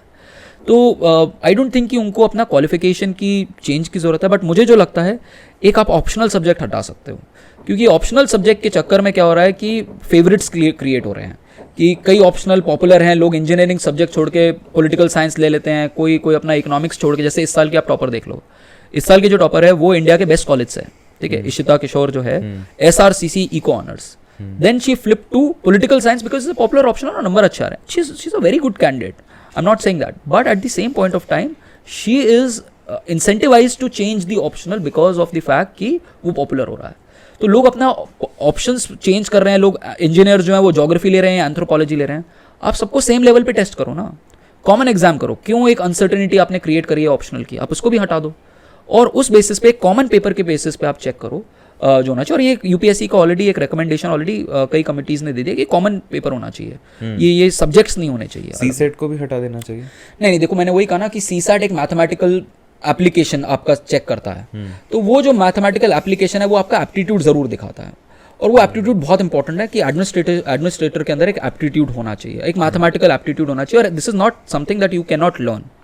चाहे आप किसी भी बैकग्राउंड से हो, आपके पास मार्केट में खूब सारी किताबें पढ़ी हैं, आप उससे लर्न कर सकते हो। You should have the willingness to learn and quick. और ये दिखाता है कि mindset of quick decision making. ऐसा नहीं है कि ये क्वेश्चन आप सॉल्व नहीं कर सकते, इसमें ट्रिक्स लगानी है। आपको देखना है कि क्वेश्चन में, फॉर एग्जांपल इफ आई से कि आपको 1300 को मल्टीप्लाई करना है 4000 समथिंग से, तो अब नीचे आपके पास 4 ऑप्शन पड़े हैं। अब आपको 4 ऑप्शन पड़े हैं, आपको पूरा मल्टीप्लाई करने की जरूरत नहीं है। अगर आप पहले 2 डिजिट और यहाँ के 2 डिजिट देख लो और उसके हिसाब से अगर आप मैच करने की कोशिश करोगे क्या आंसर होना चाहिए, उससे भी आप निकाल सकते हो। तो ये आपका मैथमेटिकल एप्लीकेशन, आपका ability to think on the spot भी चेक कर रहा है। तो इसलिए मुझे लगता है कि सीसैट का एक इंपॉर्टेंट रोल है और ये टफ रहना चाहिए टू एलिमिनेट ऑल दो स्टूडेंट्स जो सिर्फ रट्टा लगा के आए हुए हैं एग्जाम के अंदर। बट द प्रॉब्लम इज कई बार इस चक्कर में बहुत सारे अच्छे एस्पिरेंट भी चले जाते हैं। इस साल मेरी एक स्टूडेंट है जिसका रैंक आया 623। अब उस साल वो सिलेक्ट हुई और लास्ट ईयर वो सिलेक्ट हुई, और इस साल बिकॉज पेपर इतना टफ था उसका सिलेक्शन ही नहीं हुआ। तो आइडियली यूपीएससी को क्या करना चाहिए कि अगर कोई बच्चा सिलेक्ट हो गया या किसी बच्चे ने इंटरव्यू दिया तो उसको अटेम्प्ट दे देना चाहिए कि अच्छा तुम 1500 लोग जिन्होंने इंटरव्यू दिया, तुम अगले साल मेंस फिर से लिख सकते हो। उनको वापस वो मारियो वाली गेम मत खिलवाओ कि आप 0 पे आ गए हो। वो बड़ी दिक्कत की बात है क्योंकि बड़ा डिजेक्शन फील होता है। मेरी एक और स्टूडेंट है, बहुत अच्छी स्टूडेंट है, गार्गी कॉलेज की। I was expecting her to clear this exam. उसने इंटरव्यू दिया और उसका इंटरव्यू था, लास्ट इंटरव्यू उसका इंटरव्यू था 16 मई को। 28 मई को उसका ये था यूपीएससी का प्रीलिम्स था। उसके पास बेचारे के पास टाइम ही नहीं था। वो इंटरव्यू के लिए प्रिपेयर करेगी, प्रीलिम्स के लिए प्रिपेयर करे। एक तरफ उसने प्रीलिम्स दिया है, इंटरव्यू दिया है, इंटरव्यू में उसका ओवरऑल मार्क्स जो है 10 नंबर से रह गया, बट उसका इस साल प्रीलिम्स ही नहीं निकला है। तो वो देखो ना कितना डिसएडवांटेज है उस स्टूडेंट को एज कंपेयर टू स्टूडेंट जिसने फरवरी में इंटरव्यू दे दिया, उसके पास तो खूब सारा टाइम है। तो यूपीएससी को ये देखना चाहिए कि जो लोग इंटरव्यू दे रहे हैं उनके लिए एटलीस्ट वो अलग से लोग सेट रख लें कि अच्छा तुम लोग तो भाई दे सकते हो वापस अगले साल का मेंस। ये एक reform I think is required. I had enough talk on UPSC. I really would like to ask you about the economy, especially when it comes to this contemporary era that we are living in. Like there are multiple things that one can point towards, especially in this diverse country. But personally, I would not like to point towards something. I would really like to let this conversation go where it's going. So from here, I would like to straight away ask you, what do you feel about the current picture of the economy of the India picture? The India picture, the economy, what do you feel about it? How it's growing? What's wrong? What's happening good? Whatever you feel. What do you feel about the picture? देखो बहुत आई would से बहुत ही ज़्यादा broad question है, but I will still answer. हर चीज़ अच्छा होना भी बहुत डिफिकल्ट है। There are positives about our economy. There are some areas that needs to be looked into. Let's talk about positives. If you see last 9 सालों में जो हमने बहुत अच्छी चीज़ें, एक तो हमारा ग्रोथ रेट अच्छा रहा है, जो टॉप लाइन फिगर जो हम बोलते हैं ग्रोथ रेट 6.5-7% का ग्रोथ रेट रहा है, which is very good. In fact अगर आप कंटेम्प्रेरी बेसिकली आप कंपेयर कैसे करते हो, हम कैसा कर रहे हैं एज अगेंस्ट बाकी सारी कंट्रीज कैसा कर रहे हैं, यही तो कंपैरिजन करते हैं ना हम अल्टीमेटली। हमारा देश कैसा चल रहा है आसपास के देश का। आप देख लो आसपास के देश, पाकिस्तान को देख लो क्या हालत हुई हुई है, श्रीलंका को देख लो क्या हालत हुई हुई है, आप टर्की को देख लो। ये टर्की तो हमारा वो है इमर्जिंग मार्केट इकोनॉमी है, south Africa emerging market economy है, चाइना है। इन सारी कंट्रीज से तो आपका जीडीपी ग्रोथ रेट अच्छा चल रहा है। That means there are things which are going well in the economy, going good. और आई वुड से पिछले कुछ सालों में, पिछले 8-9 सालों में अगर इस गवर्नमेंट ने जो बहुत अच्छी चीज़ करी है, एक है डिजिटल ट्रांसफॉर्मेशन, जिसको हम बोलते हैं डिजिटल इंफ्रास्ट्रक्चर। डिजिटल इंफ्रास्ट्रक्चर की वजह से जो जीडीपी आउटपुट इंक्रीज हुआ है, फाइनेंशियल इंक्लूजन हुआ है जन धन की वजह से, जो आपका डिजिटल इम्प्रूवमेंट हुआ है इन terms of UPI, financial inclusion जो है यूपीआई ने कितना ज़्यादा बढ़ा दिया है। लोग कहते थे लोग वीज़ा की दाद देते थे कि अरे वीज़ा मास्टर कार्ड, इंडिया ने करके दिखा दिया भैया। इंडिया स्टैक के बेसिस पे हमने वर्ल्ड का सबसे बड़ा मॉडल क्रिएट कर दिया फाइनेंशियल इंक्लूजन का, UPI.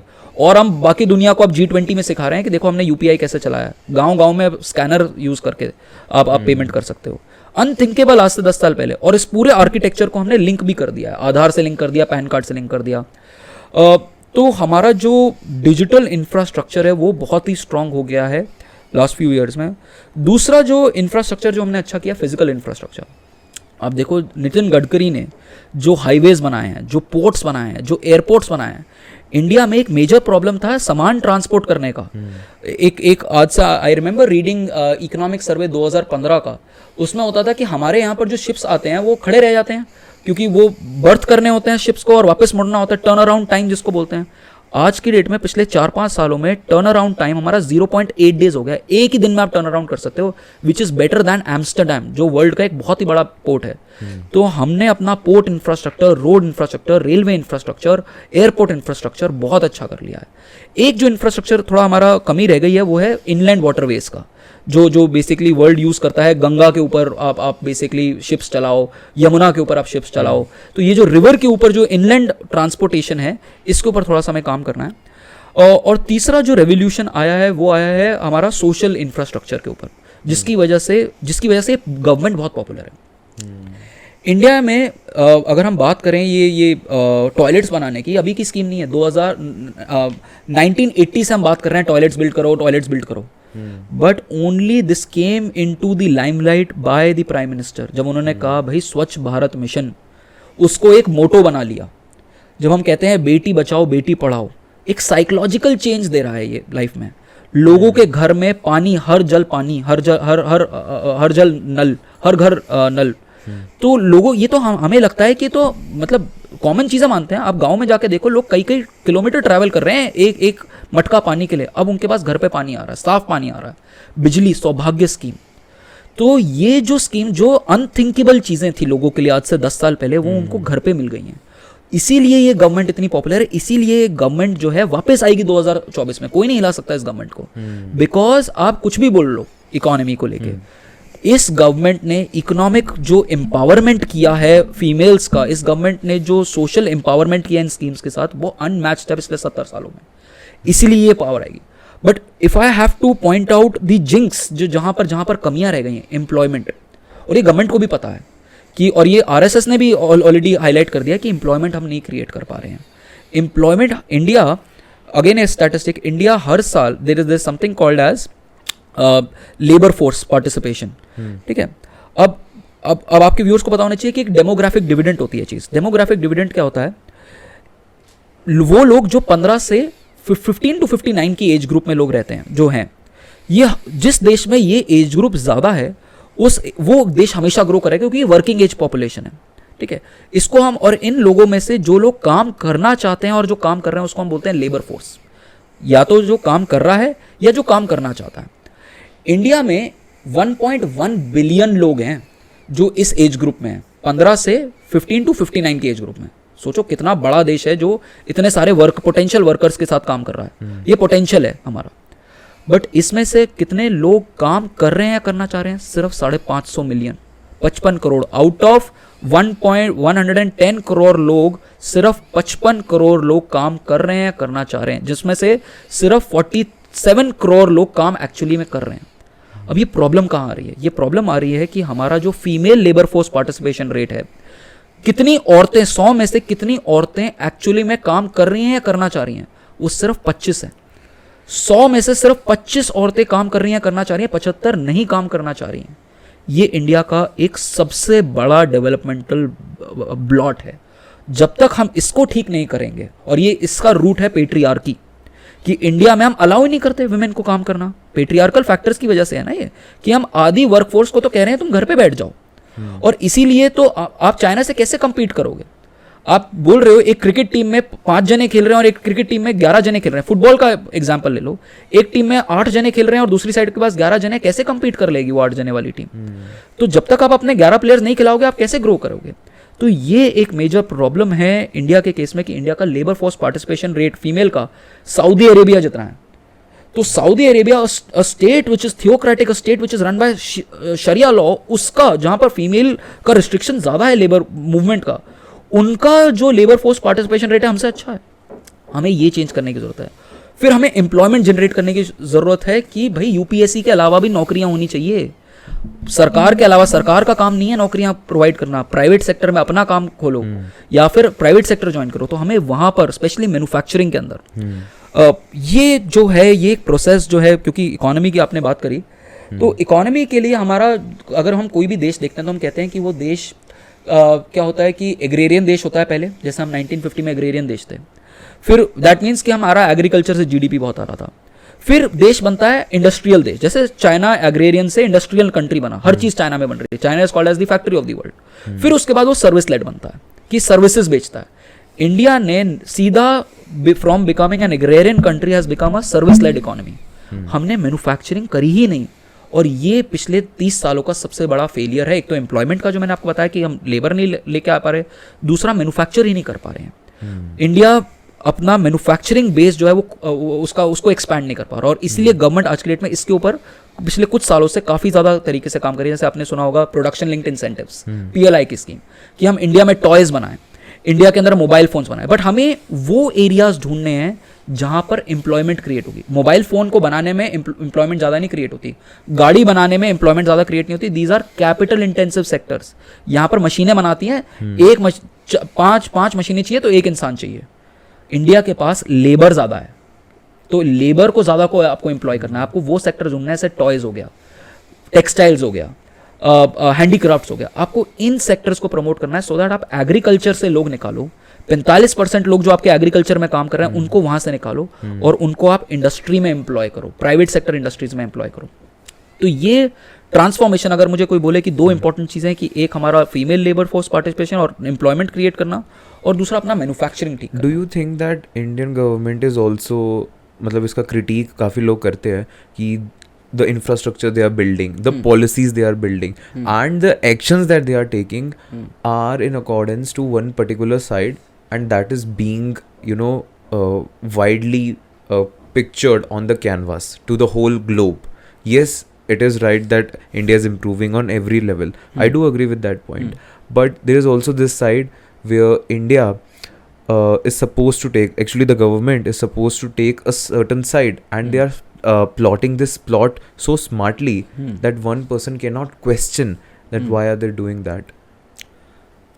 Could you elaborate the question? किसके रिस्पेक्ट में आप? इस रिस्पेक्ट में sir, suppose if we are building a particular infrastructure, it could be anything, it could be any religious thing that they are building, it could be any particular entity they want to devote it to, or even the parliament building, like the thing that the Seth Hole, if I am pronouncing it right, so that thing has been to a big criticism that they are representing one particular religion when they are doing that, when the parliament is supposed to stay secular because this is a secular country. So when the government is doing things like this, it is supposed to take one certain side, and then they say that they are secular. देखो, हर किसी का एक vote bank होता है। ऐसा नहीं है कि जो दूसरे लोग हैं वो दूध से धुले हुए हैं। जो दूसरे लोग हैं वो कैसे आए हैं, वो किसको प्रमोट करते हैं? आप एसपी को देख लो उठा के, आप बीएसपी को देख लो, ये लोग इंडिविजुअल कम्युनिटीज के बेसिस पे उनको फेवर कर करके आए हैं। कांग्रेस का अगर आप बात करो तो कांग्रेस भी तो इसी तरीके से पॉलिटिक्स करती है। For BJP it has its own political base, तो अपने पॉलिटिकल बेस को क्यों नहीं केटर करेगा? It's natural. आपका जो पॉलिटिकल बेस है, आप उसको मैं ये जरूर मानता हूं कि हाँ, कि yes you should be secular, but at the same point of time if I am from BJP, मेरा अगर जो वोटिंग जो बेस है, मुझे उसको दिखाना है कि मैं उनके लिए कुछ कर रहा हूँ। बट जो दूसरी प्रॉब्लम जो इकोनॉमिक्स के अंदर इफ आई आइडेंटिफाई कि कुछ प्रोजेक्ट्स किसी को जा रहे हैं, दैट आई वुड से कि एक प्रॉब्लम है। And I would related to say कि ऐसा, इसको बोलते हैं नेशनल चैंपियंस क्रिएट करना। जैसे हम बोलते हैं कि हम अंबानी के ग्रुप को, रिलायंस के ग्रुप को एक नेशनल चैंपियन बना रहे हैं, अदानीज के ग्रुप को एक नेशनल चैंपियन बना रहे हैं। दिस इज़ नॉट न्यू, पूरी दुनिया ने किया है। अगर आप हिस्ट्री में जाके देखो तो साउथ कोरिया में इनको बोलते हैं शाइबोल्स, ठीक है, और इसको जापान में बोलते हैं जाइबस्तूस। तो ये जो स्ट्रैटेजी है कि आप 2-3 विनर पिक करो, चाइना नहीं करता। चाइना के पास अलीबाबा है, उसको उसने प्रमोट किया, टेंसेंट को प्रमोट किया हुआ है। तो हर कंट्री कुछ चैंपियंस, शाओमी को प्रमोट करता है। साउथ कोरिया में सैमसंग को प्रमोट नहीं करते वो लोग, ह्यूंडाई को प्रमोट नहीं करते हैं। तो हर कंट्री कोई बार कुछ चैंपियंस ढूंढता है जहां पर इकोनॉमीज ऑफ स्केल आ सकता है, और उसको प्रमोट करके वो एफिशिएंसी लाने की कोशिश करता है। अगर अदानी अच्छे रेट पे अगर इंफ्रास्ट्रक्चर आपका बिल्ड कर रहा है तो क्या दिक्कत है उसमें? That is not problematic. मुझे वो प्रॉब्लमैटिक नहीं लगता है. कई बार हम बोलते हैं कि जब हम बोलते हैं ना कि मार्क जकरबर्ग जो है वो सेकंड रिचेस्ट है, इलॉन मस्क फर्स्ट रिचेस्ट है, बट हम कहते हैं कि अदानी भी आ गया, तो हमारे पास वो जेलेसी फैक्टर कई बार आ जाता है कि यार अदानी वहां पहुंच गया. बट आप ये तो नहीं देखते कि कितना ज़्यादा पावर का एक्यूमुलेशन गूगल ने किया है, कितना ज़्यादा मेटा ने किया है, कितना ज़्यादा इलॉन मस्क ने किया है. आप उसको तो नहीं देख रहे हो. अदानी आपको चुभ रहा है वहाँ पर. प्रॉब्लम ये नहीं है कि हम नेशनल चैंपियंस ले रहे हैं. प्रॉब्लम ये है कि कई बार हम इंडिया में कंपटीशन को हटा देते हैं. अब इस चक्कर में क्या हो रहा है, जैसे टेलीकॉम इंडस्ट्री में 3-4 प्लेयर अच्छे खासे थे, अब सिर्फ 2 ही प्लेयर रह गए हैं. ठीक है, ये एक प्रॉब्लम हो जाती है. और अगर ये फॉरेन मार्केट में जाके अगर हमें हेल्प करें तो बहुत अच्छी चीज़ है. इनको क्या करना चाहिए, इनको होना चाहिए कि आपको हम सपोर्ट करेंगे बट आप इंडिया में भी रहो, बट आप फॉरेन मार्केट में हमें ज़्यादा इन्वेस्टमेंट्स दिलाओ. इसमें एक और चीज़ मैं आपको पूछता हूँ कि आपको ऐसा लगता है कि ये लोग अपोजिशन को ही ख़त्म कर रहे हैं, not only in politics but actually in the private entities? अगर आप अपोजिशन को ख़त्म कैसे करते हैं मैं उसके ऊपर बताता हूँ. 2016 में सरकार ने क्या किया, एक नया चीज़ लेके आई थी. वो चीज़ लेके आई थी इलेक्टोरल बॉन्ड्स. आपको ऑडियंस को मैं बोलूँगा कि एक बार इलेक्टोरल बॉन्ड्स के बारे में पढ़ना. क्या है कि अगर आपको 2000 रुपये से ज़्यादा किसी को देना है, किसी पार्टी को देना है, तो आप एनोनिमसली इलेक्टोरल बॉन्ड खरीद लो. ठीक है, स्टेट बैंक ऑफ इंडिया से, और आप दे दो. अगर आप डेटा देखो तो 90% जो पैसा गया है वो बीजेपी को गया इलेक्टोरल बॉन्ड से. अब वो कौन दे रहा हमें यही नहीं पता. यूएस में अगर कोई पर्सन सपोर्ट करता है से ट्रंप को, तो उसको बताना है कि हाँ यार मैं ट्रंप को सपोर्ट कर रहा हूँ. अगर कोई हिलरी क्लिंटन को या फिर क्या कहते हैं कमला हैरिस को या फिर जो बाइडेन को सपोर्ट करता है, तो वो बताते हैं कि हम इसको सपोर्ट कर रहे हैं, इतना पैसा दे रहे हैं. इंडिया में क्या किया है, 2016 से हमने ये उसके आगे एक पर्दा डाल दिया है कौन किसको सपोर्ट कर रहा है, और ज़्यादा से ज़्यादा पैसा जो आ रहा है वो बीजेपी के पास आ रहा है. और ऑफ कोर्स अगर आपके पास पैसा होगा तो आप इलेक्शन बेटर लड़ सकते हो. तो पॉलिटिकल फंडिंग जो है इंडिया में वो बहुत ज़्यादा प्रॉब्लमैटिक है, और उसकी वजह से यहाँ पर प्रॉब्लम आ रहा है कि ऑपोजिशन जो खत्म हो रही है क्योंकि उनके पास पैसा ही नहीं बचा है. कि अल्टीमेटली इलेक्शन पैसे से लड़ा जाता है, और अगर आपके पास पैसा ही नहीं है तो आप इलेक्शन कैसे लड़ोगे. And that is how opposition धीरे धीरे कई जगह पे वीकन अप हुआ है. But instead of that I would say कि इसको ट्रांसपेरेंट कर देना चाहिए. वो वीकन अप हुआ है या उसको बिल्कुल डिस्ट्रॉय कर दिया है? हाँ, आई वुड से कि वो कुछ तो अपनी ही पॉलिसीज हैं कि आप किस तरीके की आप पॉलिटिक्स करते हो, क्या आपके पास मुद्दे क्या हैं आपके पास बात करने के. तो मनी एक चीज़ है बट आपके पास मुद्दे भी तो होने चाहिए. डिस्पाइट ऑल ऑफ दिस आम आदमी पार्टी आ रही है पावर में. पैसा तो उसके पास भी कमी, दिक्कत तो उसको भी हुई है, बट उसका नैरेटिव अच्छा है. उसका नैरेटिव एजुकेशन को लेके है, हेल्थ को लेके है. पिछले 70 सालों में किसी भी पॉलिटिकल पार्टी के मैनिफेस्टो पे एजुकेशन और हेल्थ 70वें नंबर पे होता होगा. Do you see that party coming in power in the central India, overall ruling the country? Not now. I don't think, अभी तो नहीं. At least not till 2029. मतलब आई वुड से 24 मोदी, 29 योगी, उसके बाद प्रोबेबली अगर इनकी बारी आई तो आई. बट ये माइनर प्लेयर हो सकते हैं जो किसी को सपोर्ट कर दें इधर उधर से. बट नेशनल लेवल पे अनटिल अनलेस आप यूपी के अंदर आ सको, UP you have to see UP and Maharashtra, UP, Maharashtra, Madhya Pradesh और राजस्थान, जिसके हाथ में ये 4-5 स्टेट है ना, वो इंडिया का राजा है. जेके भी हो सकता है वैसे. कौन? जम्मू एंड कश्मीर. जम्मू इतनी सीट्स नहीं है ना. देखो आपको देखनी है कि पार्लियामेंट में सीट का 80 सीटें आ रही हैं यहाँ से. 80 सीटें आती हैं लोकसभा में यूपी से, 25 सीटें आ रही हैं राजस्थान से, 22 सीटें शायद से आ रही हैं आपकी मध्य प्रदेश, और 17-18 सीटें आ रही हैं आपकी गुजरात से. ये अगर आपके पास हो गया, अगर आपके पास ये आपके पास कोर बेस आ गया, तो आप प्राइम मिनिस्टर बन ही जाओगे. और इंडिया में देखो, तभी तो देखो साउथ इंडिया से प्राइम मिनिस्टर्स कितने, handful of prime minister you can count on one hand, और कुछ फिंगर्स पे आप काउंट कर सकते हो. तभी तो सारे के सारे प्राइम मिनिस्टर जो रहे हैं वो नॉर्दर्न इंडिया से रहे हैं, क्योंकि सपोर्ट वहीं से है सबको. तो इसीलिए, और बीजेपी का भी बेस यही है. तो यहाँ पर मुझे लगता है लोकल फैक्टर्स की वजह से आम आदमी पार्टी एक जगह तो आ सकती है, बट यूपी में आना. लेकिन अब इनका भी तो डिवाइड हो गया. जैसे साउथ से तो BJP is wiped out, they are not there in any single state. So अब तो पूरा सिर्फ इनके पास नॉर्दर्न इंडिया बचा हुआ है. सेंट्रल इंडिया में your Maharashtra and all that, वहाँ पे मिक्स्ड है, कांग्रेस है और लोकल पार्टीज है. तो मुश्किल तो इनके लिए भी है. इंडिया का वोटर जो है ना, वो स्टेट लेवल और सेंट्रल लेवल पे अलग तरीके से वोट करता है, और मैं भी ऐसे ही वोट करता हूँ. ठीक है. और मोस्ट ऑफ द, अब देखो ना, दिल्ली का इलेक्शन देख लो. दिल्ली के इलेक्शन में अगर आप देखो 60 सीटें कांग्रेस ये ले जाता है, आम आदमी पार्टी ले जाती है. अनहर्ड है ये इंडिया की हिस्ट्री में. कोई बंदा 90% सीटें ले गया, वेरी पॉपुलर. बट सेम चीज़ अगर आप नेशनल इलेक्शन में देखो, एक भी सीट आई इनको 7 में से MPs में, तो नहीं आई, क्योंकि नेशनल इलेक्शन और स्टेट इलेक्शन अलग अलग मुद्दों पे लड़ाता है। और साउथ इंडिया जो है, इट इज़ वेरी नोन कि हर बार ये कॉइन टॉस करते हैं कि साउथ इंडिया के लोग बड़े स्मार्ट हैं, एक बार एक को वोट करेंगे, अगली बार दूसरे को वोट कर देंगे। और वो इसीलिए करेंगे क्योंकि उनको पता है कि दूसरे को टिप्स उस पर रखना है, एकदम टिप्स पे, नहीं तो आराम से आके बैठ जाएंगे पॉलिटिशियंस। तो उनका जो वोटिंग पैटर्न है वो उसी तरीके से उनका वोटिंग पैटर्न है, वो हर 5 साल वो चेंज कर देते हैं। अभी कांग्रेस आ गई है कर्नाटक में, 100% अगली बार बीजेपी ने आ जाना है। तो इनका वोटिंग पैटर्न ही ऐसा है। बट इसका ये मतलब नहीं है कि BJP has lost, BJP will have any threat when it comes to national election. National election में अभी भी लोग नेशनल पर्सपेक्टिव से बात करते हैं। They have to see, India जो है वो डी फैक्टो प्रेसिडेंशियल सिस्टम बन चुका है। हम मोदी जी को देख के वोट देते थे। इंडिया पार्लियामेंट्री इलेक्शन नहीं हो गया, बिल्कुल पार्लियामेंट्री इलेक्शन कहाँ रह गया है? It is one man. हम प्राइम मिनिस्टर को एज अ प्रेसिडेंट देख के हम वोट कर रहे हैं आज की डेट में। और वो चीज कुछ एक्सटेंट तक अच्छी भी है। आई गिव यू अनदर, मैं क्यों बता रहा हूँ ये चीज कि इंडिया में सेंट्रलाइजेशन ऑफ पावर थोड़ी सी जरूरी है। अगर आप देखो पिछले 100 साल में कोई भी ऐसी कंट्री नहीं है जो डेवलप हो गई हो विद डेमोक्रेसी, जहां पर हर किसी का राइट, हर किसी के पास से है। इंडिया में क्या है, हर किसी को, हर छोटी सी कम्युनिटी आ जाती है और वो कह देती है भाई मेरे यहाँ पर ये मत बिल्ड करो, मैं ये अलाउ नहीं करूंगा, मैं ये वो अलाउ नहीं करूंगा। यूएस डेवलप बना, was US a democracy till 1933? Democracy नहीं, वुमेन को पास भी राइट टू वोट नहीं था। 1970s में ब्लैक्स के पास राइट आया वोट करने का। सिंगापुर देख लो, complete calm down, Lee Kuan Yew ने कंप्लीट क्लैम डाउन किया। चाइना देख लो, ब्रिटेन देख लो, कोई भी आप मुझे बता दो देश जो डेवलप हुआ विद कंप्लीट डेमोक्रेसी। कहीं ना कहीं आपको एक्शन लेने के लिए, कहीं ना कहीं आपको स्ट्रिक्ट एक्शन लेना पड़ता है डेवलप करने के लिए, और उसके लिए सेंट्रलाइजिंग एक हमारे पास फिगर होना चाहिए। इंदिरा गांधी के टाइम पे हम क्यों इतना प्रोग्रेस कर गए? ठीक है, वो इसलिए क्योंकि एक सेंट्रलाइजिंग फिगर है। ठीक है, इसीलिए यहां पर भी हमें अगले कुछ साल सेंट्रलाइजिंग फिगर चाहिए जो आयरन हैंड से हमें थोड़ा सा रूल कर पाए, जो बता पाए कि ये करने वाला हूं, ये मेरा ऑब्जेक्टिव है अगले 10 सालों के लिए और ये हो जाना चाहिए।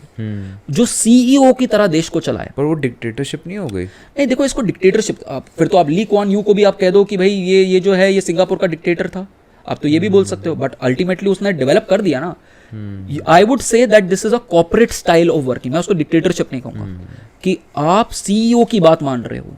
तो मैं इसीलिए कह रहा हूं कि इंडिया में हम प्रेसिडेंशियल सिस्टम के पास ज्यादा चले गए हैं। और आज की डेट में हमें रिक्वायरमेंट भी वही है। We need a charismatic national leader in form of Modi, और in form of state level पे देख लो, आप जितने भी ऑफिसर से पूछो, आप अनिल स्वरूप की किताब पढ़ो, वो बताते हैं कितना अच्छा गवर्नेंस है योगी आदित्यनाथ का, और कितना ज्यादा डिफरेंट है इन कंपैरिजन टू अखिलेश और मायावती। तो ऐसे एक और एग्जांपल बताता हूं आपको, ये अनिल स्वरूप की किताब से है। यूपी में मास चीटिंग का एक रैकेट चलता था, मास चीटिंग का। आप एग्जाम लिखो ना लिखो, आपके पास एक बंदा एग्जाम देने जा रहा है, एग्जाम का पेपर बाहर आ जाता था, और इसकी बहुत सारी टीवी पे विजुअल्स हैं, और फिर पेपर बाहर से कोई लिख के आपको पीछे से पेपर फेंक देता था। ऐसे बहुत सारे आपको विजुअल्स मिल जाएंगे यूपी के अंदर। सबसे पहले योगी आदित्यनाथ ने आके ये सबसे चीज पहले खत्म करवाई। दूसरी चीज, क्राइम, जो पॉलिटिशियंस जो क्राइम में बहुत ज्यादा जिन्होंने पैसा बनाया था वो खत्म कराया। और आप इकोनॉमी की बात कर रहे थे, सबसे पहले योगी आदित्यनाथ क्या करता है? बुलडोजर चला देता है। इकोनॉमी खत्म कर दो उस इंसान की, जहां से वो रोजी रोटी कमाता है वहां से वही खत्म कर दो, अपने आप ही पॉलिटिशियन गिर जाएगा। तो we need rule of law, तो सबसे इंपॉर्टेंट चीज है किसी भी गवर्नेंस के अंदर। अगर मैं डरता ही नहीं हूं सरकार से, अगर मुझे कोई डर ही नहीं है, तो रूल ऑफ लॉ ही नहीं है। जब रूल ऑफ लॉ ही नहीं है तो आप इकोनॉमी कैसे चलाओ? और जो ये पॉलिटिकली करेक्ट एनकाउंटर्स है वो देखो कई हद तक मतलब सपोर्ट नहीं भी करना चाहिए, बट मुझे कई बार लगता है, मतलब अंदर से कई बार खुशी होती है कि अच्छा यार जल्दी से खत्म कर दिया। और यह एवरेज इंडियन को बड़ा मजा आता है, वायलेंस हमें वायलेंस भरा पड़ा है, ठीक है, हम सबको बिग बॉस बड़ा अच्छा लगता है, तो अंदर से लगता है कि हाँ यार बड़ा अच्छा है, जल्दी से खत्म कर दिया। But it's a very slippery slope. ये स्लिपरी स्लोप क्या है कि कहाँ एंड होगा?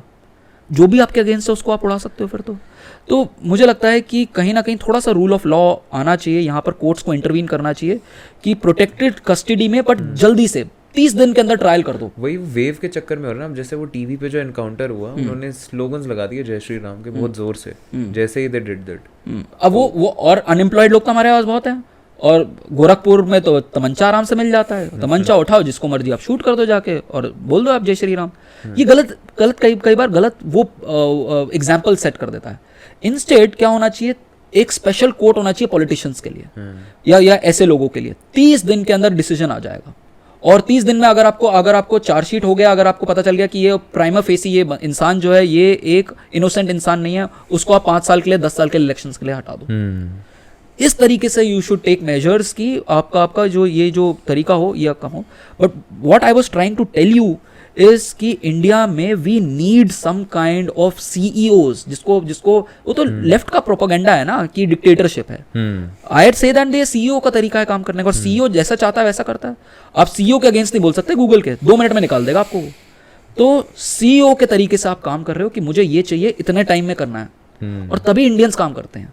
दिक्कत यह है कि वो 200 साल की गुलामी के चक्कर में ना हमें आदत पड़ गई है डंडे की। जब तक हमें डंडा ना पड़े तब तक हम काम नहीं करते, तभी तो हम एग्जाम से पहले पढ़ते हैं। तो इंडिया में what do you feel, is it the extremist image, the liberal image और the central image which is going to improve this country? देखो, आई वुड से कि हर मीडिया का ना एक पर्सपेक्टिव है। तो जैसे अब कनाडा है, अब कनाडा के अंदर इंडिया की गलत इमेज कई बार पोर्ट्रे कर दी जाती है कि जैसे जस्टिन ट्रूडो जो है, अब जस्टिन ट्रूडो कह रहा है कि यार फार्मर्स के अगेंस्ट आपने ये करा। भाई तुझे क्या पता इंडिया के फार्मर्स के बारे में? तूने रिसर्च करी है यहाँ पर इंडिया के फार्मर्स के ऊपर? जो तू बता रहा है कि इंडिया के फार्मर्स के लिए वो मिल्क खलीफा, वो पॉर्न स्टार, वो कह रही है कि भाई इंडिया के फार्मर्स के साथ में हूँ, तू क्या कर रही है भाई? तो आइडिया इज कि इंडिया की इमेज जो है ये भी मैनिपुलेटेड मीडिया है। तो हमारी इमेज क्या जारी है वो इतना मैटर नहीं करता, बट इंडिया ने अपनी इमेज बहुत अच्छी बना ली है। इंडिया अपना पीआर मैनेजमेंट बहुत अच्छे से कर रहा है, और इन जनरल तभी तो देख लो इंडिया में G20 हो रहा है। तभी देख लो वर्ल्ड लीडर्स में बाइडन आके सबसे पहले मिलता है कि हाँ यार मोदी जी आ गए हैं। इंडिया की इमेज स्ट्रांग होती जा रही है दुनिया में। इंडिया और चाइना का ही सेंचुरी है ये, और चाइना क्योंकि एक अथॉरिटेरियन स्टेट है, अल्टीमेटली डेमोक्रेसी का चैंपियन इंडिया ही है। तो India is going to become a world leader, और इंडिया उस चीज़ को प्रमोट अपना सोशल, अपने ये जो अपना जिस तरीके से पीआर मैनेजमेंट कर रहा है वो अच्छा कर रहा है। ये फ्रिंज एलिमेंट्स हैं इधर उधर के, जिनको पैसा मिल जाता है यहाँ से, जिसको कहीं और से पैसा मिल जाता है कि भाई इंडिया की ये गलत इमेज दिखा दो, तो उनके अपने पॉलिटिकल पर्सपेक्टिव्स हैं। जैसे for example, I give you another example, ये दिल्ली का जो रेप केस था, उसको दिसंबर 16 का जो रेप केस था, वो बहुत ज़्यादा वर्ल्ड में पब्लिसाइज हुआ। क्या रेप दुनिया में नहीं होते? आई एम नॉट सेइंग कि हीनियस क्राइम नहीं है, बट न्यूयॉर्क में इंडिया से दिल्ली से ज़्यादा क्राइम होता है, कोई रिपोर्ट होता है? ये वेस्टर्न मैनिपुलेटेड, जिसको हम मीडिया बोलते हैं, उसको उछाल देना, इमेज को खराब कर देना, और इसके पीछे भी पॉलिटिक्स है। कहीं ना कहीं आपको पॉलिटिक्स का यूज करना, और media nothing better than media का सहारा ले लो। बट इंडिया उस चीज को समझ गया है, और इंडिया अपना जो पीआर मैनेजमेंट है वो अपने तरीके से गवर्नमेंट कर रही है और अच्छा कर रही है। तो सेंट्रिस्ट मेंटालिटी इंडिया में काम नहीं कर सकती? मुझे जो आजकल डेट में मेंटालिटी दिखती है वो सेंटर राइट दिखती है। मैं राइटिस्ट भी नहीं बोलता, इसको बोलते हैं सेंटर राइट। एक होता है हमारा लेफ्ट लीनिंग, जैसे सीपीआई हो गया, फिर सेंटर लेफ्ट जैसे कांग्रेस हो गया या आम आदमी हो गया, फिर सेंटर हो गया, फिर उसका सेंटर राइट। तो सबको पता है कि ये सेंटर राइट है जो थोड़ी सी कंजर्वेटिव, जैसे रिपब्लिकन्स हैं यूएस के अंदर, थोड़े कंजर्वेटिव। इंडिया की जो पॉलिटिकल एस्टैब्लिशमेंट है वो कंजर्वेटिव है, हिंदूज की तरफ की, अच्छा भाई थोड़ा सा कंजर्वेटिविज्म चल रहा है।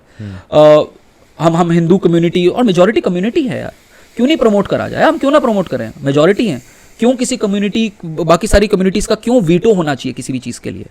ठीक है, but at the same point of time उनके राइट्स को हम सप्रेस ना करें। और ये कोर्ट्स का भी काम है। कई बार क्या होता है, कुछ लोग ओवर एंथुजियास्टिक हो जाते हैं। अब जैसे जो चीज़ मुझे ख़राब लग रही है वो चीज़ लग रही है, जैसे महाराष्ट्र के अंदर और मध्य प्रदेश के अंदर दोनों चीफ मिनिस्टर्स जो हैं, महाराष्ट्र का deputy chief minister Fadnavis is a very liberal person, but क्योंकि नेशनल स्टेज पे शायद से आना चाह रहे हैं, इसीलिए वो थोड़ा एक्सट्रीमिज्म की तरफ चल रहे हैं। It doesn't suit his personality, मेरे पर्सनल ओपिनियन में। शिवराज सिंह चौहान, अब वो हेड स्कार्फ वाला जो इशू, जो स्कूल का डेमोलिशन जो आप कर रहे हो रिसेंटली, 2-3 दिन न्यूज़ में चल रहा है, अब वो उसकी ज़रूरत नहीं है। मतलब इसकी क्या रिक्वायरमेंट है? क्यों आप हार्डकोर उस तरफ जाना चाह रहे हो? आपका वो फोरे नहीं है, उसको आप छोड़ दीजिए। तो कई बार लगता है कि कई बार हम एक्सट्रीम में कई बार चले जाते हैं, और कोर्ट्स का काम वहीं पे हो जाता है कि भाई इनको कंट्रोल, थोड़ा सा इन एक्शंस को कंट्रोल में रखना चाहिए। तो आई वुड से कि हमारा जो इमेज जा रहा है वो सेंटर राइट का जा रहा है, बट मोर इम्पोर्टेंटली हम अपना सॉफ्ट पावर जो है उसका बहुत यूज़ कर पा रहे हैं। और ये डबल इंजन गवर्नमेंट के बारे में आपको क्या लगता है? जैसे ये सेंट्रल गवर्नमेंट बोलती है कि डबल इंजन गवर्नमेंट हो, तो you know the overall productivity is going to increase. But फिर मणिपुर जैसी स्टेट्स में जहाँ पे बीजेपी थी और सेंटर में भी बीजेपी है, तो वहाँ तो हो गई सिचुएशन. नहीं देखो, कई जगहों पे काम कर सकता है, कई जगहों पे काम नहीं कर सकता. जरूरी नहीं है कि डबल इंजन काम करें. यूपी के केस में बड़ा अच्छी तरीके से काम कर रहा है, एमपी के केस में अच्छी तरीके से काम कर रहा है. But it is not I mean I wouldn't say that it is a necessary condition or a sufficient condition. It is neither a necessary nor a sufficient condition. बाकी सारे जैसे राजस्थान में अच्छी सरकार चला रहा है Ashok Gehlot, and in fact prime minister को बहुत पसंद है. वो अलग बात है कि अलग पार्टी से हैं, but prime minister also acknowledges Ashok Gehlot कि Ashok Gehlot is doing good work.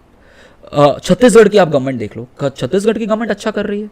तो हम जो है ज़रूरी नहीं है कि आपके पास उस तरीके के लोकल पॉलिटिशियंस हो जो स्टेट को रन कर सकते हैं. बीजेपी जो यूनिट है, मुझे जो लगता है जो राजस्थान की, वो इतनी एफिशिएंट नहीं है जितनी कांग्रेस की है. ठीक है, दिल्ली के केस में आम आदमी पार्टी हैज़ प्रूवन कि एजुकेशन और हेल्थ में वो अच्छा काम कर रहा है, इसलिए वोट पे आ रहे हैं. यहाँ पर तो डबल इंजन की वो नहीं है. इनफैक्ट वो एमसीडी में भी आ गए अब तो आई वुडंट से कि डबल इंजन हेल्प्स, और या तो प्रो या अगेंस्ट. कई बार वो सर्कमस्टेंशियल हो सकता है, जैसे यूपी के केस में बहुत अच्छी तरीके से, क्योंकि यूपी के सर्कमस्टेंसेस ऐसे हैं कि वहां पर बीजेपी की गवर्नमेंट ही सूट करेगी और ऑल्टरनेटिव गवर्नमेंट को है नहीं. आप लीडर बता दो कौन है ऑल्टरनेटिव लीडर यूपी के अंदर, तो लीडर ही नहीं मिलेगा आपको.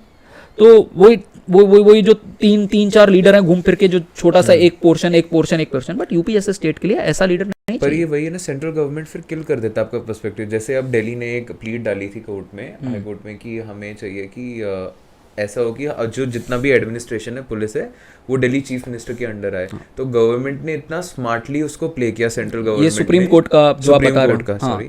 तो उन्होंने इतना स्मार्टली उसको प्ले किया कि उन्होंने बोला जो एलजी है, एडमिनिस्ट्रेटर है, उसके अंदर सब कुछ रहेगा. And then they sort of give, उन्होंने फिर ऑर्डिनेंस पास किया है. और देखो ये अगेन देखो, कुछ चीज़ें आप अग्री करते हो सरकार से, कुछ चीज़ अग्री नहीं करते हो. मैं इस चीज़ पर अग्री नहीं करता हूँ सरकार के साथ. कॉन्स्टिट्यूशन में अगर बताया हुआ है कि सेंट्रल गवर्नमेंट, और कोर्ट, सुप्रीम कोर्ट ने यूनानिमसली बोल दिया है कि services are to be under the control of chief minister. अब मैं चीफ मिनिस्टर हूँ, ठीक है, स्टेट का, मैं हेड हूँ. क्या एक सेक्रेटरी जो एक IAS ऑफिसर है, क्या मेरे बराबर है? नहीं है. हम लोगों ने फेथ करके एक इंसान को वोट दिया है, तो उसके पास वो डिसीजन मेकिंग पावर होनी चाहिए, जहां पर उसके पास डिसीजन मेकिंग पावर है. पुलिस के केस में कॉन्स्टिट्यूशन उसको अलाउ नहीं करता. लैंड के केस में कॉन्स्टिट्यूशन उसको अलाउ नहीं करता. आर्टिकल 239AA के अंदर नहीं है उसके पास पावर, तो नहीं है उसके पास पावर. बट जहां पर उसके पास पावर है, वहां पर तो उसको ड्यू रिस्पेक्ट मिलना चाहिए. और यहां पर ब्यूरोक्रेट्स भी पॉलिटिक्स खेलते हैं. और क्योंकि देखो, ये ultimately LG is also a former bureaucrat, पिछला वाला भी LG was a former bureaucrat. तो इनको पता है कि कैसे आप उसको इन सारे लीगल एंगल से कैसे आप निकल सकते हो. आप ऑर्डिनेंस निकाल दो, फिर वो ऑर्डिनेंस चैलेंज होगा, क्या कहते हैं, कोर्ट्स के अंदर, उसको 5 साल लग जाएंगे, 3 साल लग जाएंगे. तो इसकी वजह से दिल्ली के लोग सफर कर रहे हैं, गवर्नेंस दिल्ली का सफर कर रहा है. तो अल्टीमेटली हार्म जो हो रहा है वो ना फायदा और नुकसान तो पार्टीज को जो हो रहा है, बट अल्टीमेटली नुकसान तो हम लोगों को हो रहा है, सिटीजन्स को हो रहा है. तो इस चीज़ के ऊपर आई थिंक कोर्ट को एक क्लियर मैसेज दे देना चाहिए कि भाई दिस इज नॉट अलाउड. और ऑलरेडी जब सुप्रीम कोर्ट की जजमेंट आए, तो आई थिंक वो कॉन्स्टिट्यूशनली प्रोप्राइटरी भी नहीं है कि आप ऐसा करो. बट फिर क्या करें, politics is politics at the end of the day. तो पॉलिटिक्स में सब कुछ करते हैं. I am going to ask you very sort of controversial thing, and this is going to be very viral on reels and YouTube shorts. Who do you see as the next PM in 2024? Like not being restricted to BJP, but overall. नहीं, देखो कोई doubt ही नहीं है.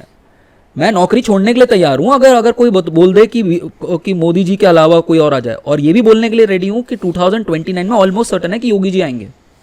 ठीक है, क्योंकि वहाँ पर एडमिनिस्ट्रेशन, जिस तरीके की एडमिनिस्ट्रेशन ये कर रहे हैं, जिस तरीके से उन्होंने, देखो मैंने वही बताया ना, ultimately it's about 276 seats, 273 seats. यही चाहिए ना आपको. प्राइम मिनिस्टर बनने के लिए 273 सीट्स चाहिए. आप अर्थमेटिकली ऐड कर लो कि आप दूसरी पार्टी ला सकती है कि नहीं ला सकती. बिल्कुल नहीं ला सकती. वापस 300 सीटें आएंगी इनके पास. और जब योगी खड़े होंगे प्राइम मिनिस्टर के लिए, अगर मोदी जी नहीं खड़े हुए चौथे टर्म के लिए, वो खड़े होंगे, पूरा का पूरा यूपी वोट करेगा, पूरा का पूरा बिहार वोट करेगा. आपके पास मेजॉरिटी तो वहाँ पे आ गई. यहाँ से MP कर देगा. जो हिंदू बेल्ट है, जो हमारी अपर नदर्न इंडियन बेल्ट है, वो सारी की सारी वोट करेगी, because he is proven to be an efficient administrator. So I don't think in the next 10 years you will going to get any government apart from BJP. It's just that मतलब मेरा जो personal अगर मैं मुझसे पूछूं तो मेरा थोड़ा एक्साइटेड हूँ योगी को देखने के लिए, क्योंकि जो मैं डिस्ट्रिक्ट एडमिनिस्ट्रेटर से पूछता हूँ यूपी जैसे स्टेट को सुधारना तो मुझे लगता था इम्पॉसिबल है कि यार ये तो अपने आप में कंट्री है। आप देखो यूपी में कितने लोग रहते हैं, 330 मिलियन, 320-330 मिलियन। अगर आप देश की रैंकिंग में बात करो ना तो ये 7th largest country in the world है, अगर आप पॉपुलेशन के बेसिस बात करो।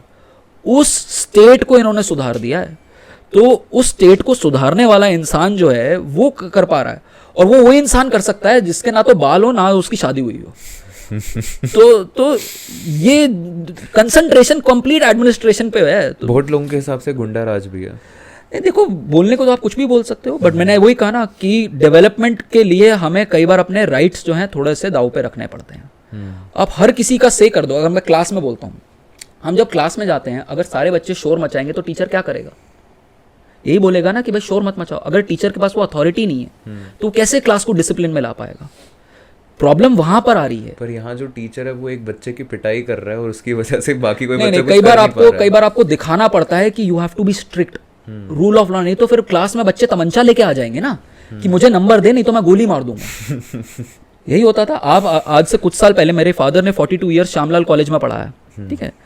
श्यामलाल कॉलेज में आज से कुछ साल पहले, आज से 20 साल पहले लोग चाकू लेके आते थे, लोग प्रिंसिपल को पाइप से बांध देते थे, स्टूडेंट्स लोग प्रिंसिपल को क्या कहते हैं बाथरूम के अंदर बंद कर देते थे। टीचर्स के अंदर खौफ था स्टूडेंट्स का। अब आज वो एडमिनिस्ट्रेशन बिल्कुल ठीक हो गया है, लॉ एंड ऑर्डर ठीक हो गया है। तो ये जो चीज़ है, रिक्वायरमेंट है, ये हमारे देश की रिक्वायरमेंट है। और सिर्फ ना कि सिर्फ ये, करप्शन खत्म हो रहा है यूपी के अंदर जो दिखने में आ रहा है, ठीक है। एडमिनिस्ट्रेशन स्ट्रांग होता जा रहा है। और ये मैं नहीं बोल रहा, ये मैं बात कर रहा हूँ आपको जो मैं इन टच हूँ IAS ऑफिसर से। पिछले 3 बैच के IAS ऑफिसर्स को तो मैं जानता हूँ। तो सारे कह रहे हैं कि हाँ यार कुछ चेंज है एडमिनिस्ट्रेटर। और जब सीनियर ब्यूरोक्रेट कहता है, अनिल स्वरूप जैसे लोग जब कहते हैं कि यार ब्यूरोक्रेसी में चेंज है, तो उन्होंने पूरी जिंदगी ब्यूरोक्रेसी के साथ बताई है। उन्होंने अपनी किताब में मायावती के बारे में भी लिखा है, अखिलेश यादव के बारे में भी लिखा है, कल्याण सिंह के बारे में लिखा है और योगी के बारे में लिखा है। यही बोलते हैं कि कल्याण सिंह के बाद पहली गवर्नमेंट जो आई है, जो अच्छी है, जो तरीके से काम कर रही है, वो योगी की है। और इसीलिए मैं देखना चाह रहा हूँ कि can he work and how will he work at a national level. तो मैं तो बड़ा एक्साइटेड हूँ योगी जी को देखने के लिए। बट अभी शायद से अभी उनको वाइस कैप्टनसी ही रखनी पड़ेगी 2024 में। बट 29 में मुझे लगता है कि it will be none other than leaders like presidential type image चाहिए। क्या जयशंकर प्रेसिडेंशियल टाइप इमेज है? नहीं। नितिन गडकरी का जो कोर बेस है वो नागपुर है, वो महाराष्ट्र का बहुत अच्छा लीडर है। नेशनल लेवल पे आई स्टिल डाउट कि although he will be a very good administrator, if someone gives me that option कि मुझे अगर कोई बीजेपी का हेड बना और मुझे कहे कि आपको चूज करना है 2029 के लिए, I would say Yogi ji as chief minister and Nitin Gadkari as deputy prime minister. Efficient administrator, mass leader भी काफी हद तक मास लीडर हैं, बट नदन इंडिया और वो नदन बेल्ट जो है वो योगी जी के हाथ में है। तो ये है। Smriti Irani again I would say not a huge mass leader. I would say Amit Shah again not, I would say कि हाँ administrator politician. I would compare Amit Shah to Chanakya की हिस्ट्री में। Very good politician in terms of strategy guy. तो strategy अब करने के लिए वो बड़े अच्छे चाणक्य हैं और बेस्ट पोजीशन मिली है उनको होम मिनिस्ट्री की।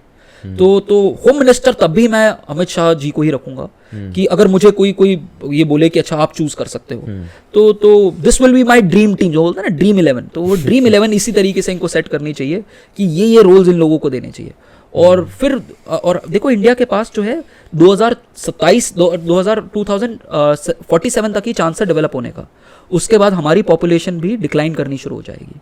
हमारे पास ये क्रूशियल 25 साल है जब हमें डेवलप करना है, जब हमारे पास पॉपुलेशन हमारी यंग है।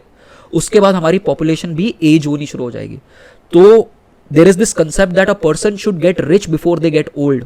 पेंशन होनी चाहिए ना एंड एज में, ठीक है। ये इकोनॉमिक्स में भी हम बहुत सारी कंजम्पशन हाइपोथेसिस के ऊपर बात करते हैं। ऐसे ही हर देश को अमीर बन जाना चाहिए अपने बूढ़े होने से पहले, और यही 25 साल है हमारे पास अमीर होने के लिए। और यही मुझे लगता है यही ड्रीम टीम जो है ये कर सकती है काम। However, that was all from my side. I genuinely really enjoyed the conversation. I had this in mind that I want to structure it in that way. It actually went far better than that. and I really loved it. I hope you did too. Yes, absolutely. And next time probably जब करेंगे तो हो सकता है थोड़ा सा और YouTube subscribers हों कुछ और टॉपिक के ऊपर. Maybe you might be a Lok Sabha MP. let's keep our Yeah. fingers crossed. तो किसी भी रिस्पेक्ट में करेंगे, but we'll definitely have it some other time as well. Sure. Thank you so much for being with us, sir. Thank you very much. Thank you.